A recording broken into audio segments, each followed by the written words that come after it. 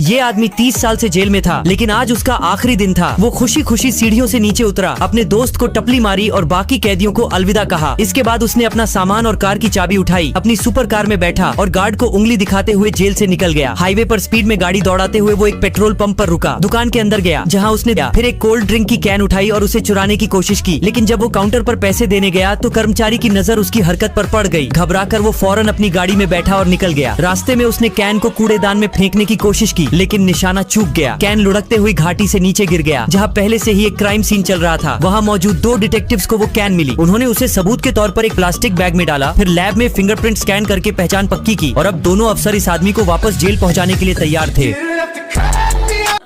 ये डॉक्टर इस दादी को जिंदा कर देता है, लेकिन दादी उठने के बाद डॉक्टर के चेहरे पर मुक्का मार देती है, क्योंकि दादी को जिंदा नहीं होना था और मरने के बाद अपने पति से मिलना था। एक दिन दादी अपने पति की फोटो लेकर सो जाती है और अचानक से उनकी आत्मा उनके शरीर से अलग हो जाती है और उसी समय वहाँ पर यमराज आते हैं। दादी तुरंत ही उन्हें अपने पति की फोटो दिखाती है और कहती है कि मुझे इनके पास ले चलो। फिर यमराज दादी के हाथ को पकड़ते हैं और उन्हें अपने साथ ले जाने लगते हैं। लेकिन तभी कैसे तो एक अनजान हाथ आता है और दादी खुद को हॉस्पिटल में पाती है और पता चलता है कि दुनिया के नंबर 1 डॉक्टर ने दादी को जिंदा कर दिया है। लेकिन तभी यमराज फिर से दादी की आत्मा को ले जाने लगते हैं। डॉक्टर को तुरंत ही पता चल जाता है, इसलिए वो अपने हाथों में ग्लव्स पहनकर दादी को एक जोर का झटका देते हैं और तभी यमराज को पता चलता है कि डॉक्टर ने फिर से दादी को जिंदा कर दिया है। अब डॉक्टर से परेशान होकर यमराज रिटायर्ड होकर यूट्यूब शॉर्ट्स देखने के लिए चले जाते हैं।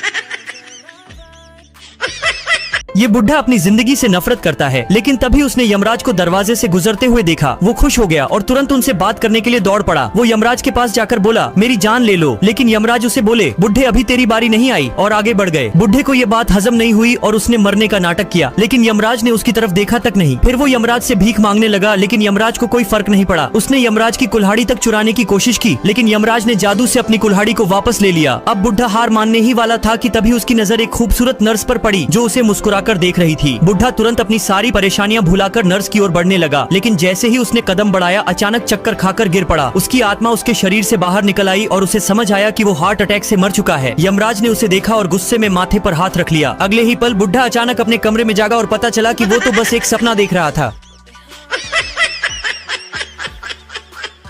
लोहा और सोना आपस में बात कर रहे थे, तो लोहे ने सोने से सवाल किया कि यार तू सोना है, मैं लोहा हूं।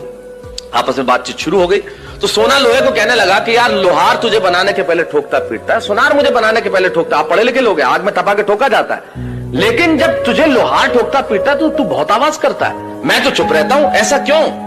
लोहे ने जो जवाब दिया वो मेरी कविता की जमीन है। लोहे ने कहा तो ठीक कहता है सोने, सोनार पीटता है तुझे लोहे की हथौड़ी से जो तेरी कुछ नहीं लगती। मैं लोहा हूं, मुझे जिससे पीटा जाता है वो लोहा है, और जब अपना अपने को पीटता है तो चीख तो निकलती है। वाह वाह वाह।